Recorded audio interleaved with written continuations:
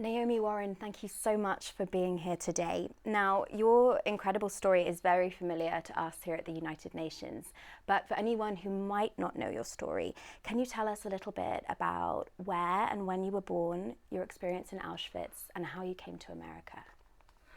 Well, I was born the 1st of September, and unfortunately the war broke out the 1st of September. I had nothing to do with it. So it was very, very sad that on my birthday, instead of celebrating my birthday, we had to think about a war. And that's what happened, and the rest is history. So the war broke out the 1st of September 1939, and my life has changed completely because I was going off to college, I was going to England, and everything stopped and everything changed. So as a result, I faced what was coming.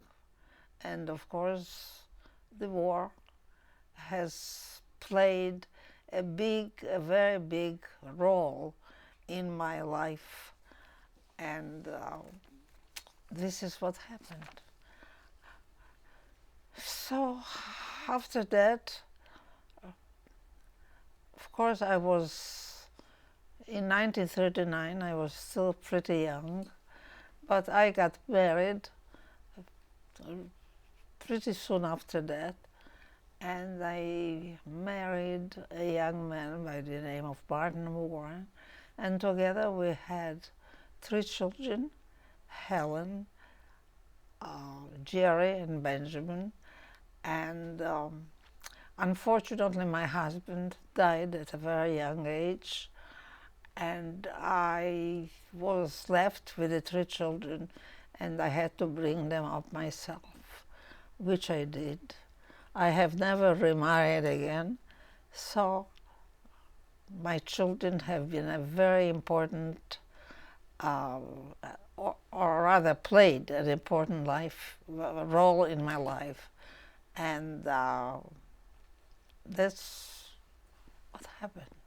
And how, when your children were growing up and you were looking after them, how did you explain the Holocaust to them? I did not want to shock them with what has happened, and I did not really talk about it very much. But as time went on, and as they were growing up, of course, I told them, and we talked about it very openly. It was not easy, but I was a little different to them than all the other mothers of their friends. I had an accent, and I had something more to talk about it than their friends, talking about basketball, talking about playing at school or grades, and so on.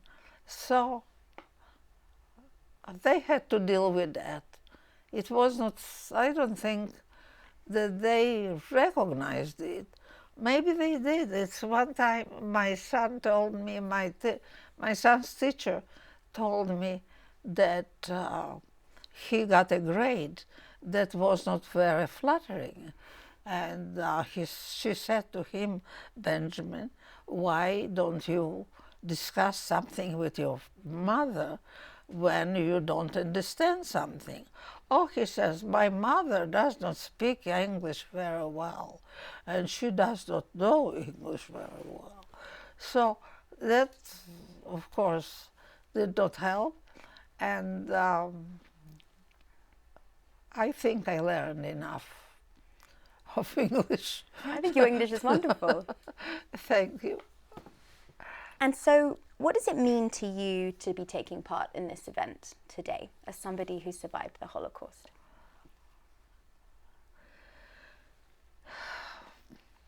Well, it's very exciting, and it is very inspiring, I would say, because you bring a totally different view of what has happened to you. You know, the Holocaust is an event that can never, never be forgotten. And unfortunately, it's a very, very sad event. And as far as I am concerned, it is an event that has affected my life. But I think in maybe in some way, in a positive way, because it taught me to become a little stronger than I would have been otherwise, I presume. And it also made me understand that there are people that are less fortunate than I am, and maybe I should help them. So I have been very, very confused at times. Which way do I look? But I really think since I became, or since I am, a Holocaust survivor, I have become a much stronger person. And if there's one lesson that you learned from your experience, from that very, very hard journey that you took, that you could share with young people today, what would that lesson be that you'd want to pass on? Well, you have to talk to them about never giving up, about always going forward and thinking what will happen in the future. As far as I'm concerned, I found out what my past was, but I didn't know what my future will be. And I really was wondering, and I wanted to make sure that I will be responsible for my future, and I will try to work myself to make a better future. And you're here at the United Nations headquarters for an event that highlights the way in which we use art to convey the universal lessons of the Holocaust. Back in 2005, a ballet by Stephen Mills was inspired by and dedicated to you. What was it like watching your story in dance?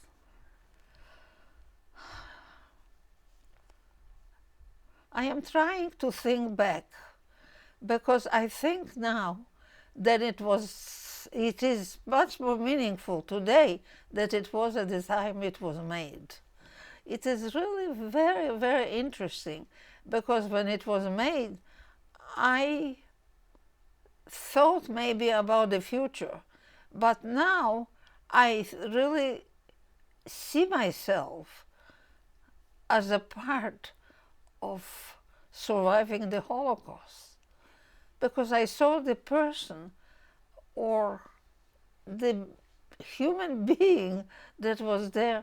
It was very hard for me to continue.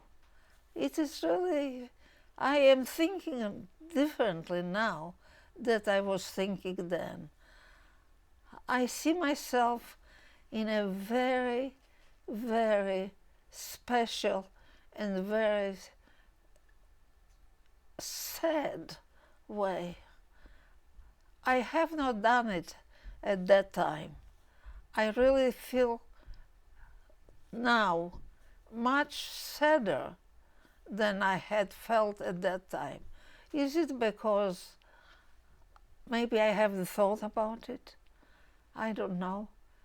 But suddenly my whole life is before me. And I think that I had a very sad life in some way, but then I say that I had an extraordinary life. I had a wonderful life, and I can see my life in a very positive way. It must be so humbling to see your life story. How many people get to sit and watch their life story unfold in front of them via the medium of art? It must have been phenomenal to experience. It is. It really is.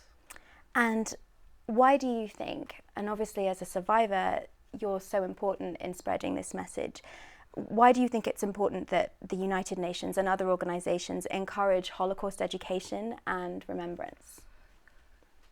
Well, the first thing is that it should never happen again. You should never, things people shouldn't hurt. other people. And I really feel it's so very, very important to understand what the Holocaust meant and how the Holocaust affected the life of so many. And are there any stories that you can share with us about? You mentioned that you became a stronger person through the horrific things you saw and experienced. Are there any specific stories that you can share with us that highlight that from your experiences? Well, you know, I had 4 friends, I had 5 friends actually at camp, and we were like a support system for each other, and it was absolutely incredible. We helped each other. When we would come back from work, we would discuss the day, and some of us were so depressed, and we thought that we will never get out of this mess, and others were much more positive. So I really think the fact that we are not alone and we had a group helped an awful lot. And so you have taken that lesson of togetherness and friendship. Was that something that you passed on, you wanted to pass on to your children and to people you encountered absolutely. when you came here? My children know how important it is to help and to understand each other. And finally, when you met with Stephen Mills to talk about the ballet, what were the things that you told him? What were the events that you really wanted to make sure were portrayed? Well, I really don't remember what we have discussed, but I was so taken by the ballet. I was taken by the dancers who looked at me with such adoring eyes, just I was somebody that really did something important. But I really felt quite humble meeting this dancer, because I never could dance very well. I was pretty clumsy. So as a result, I am very, very endowed, I think, to Stephen Mills for introducing me to his dancers. Naomi Warren, thank you so much for speaking to us today. It's been a pleasure meeting you. Thank you.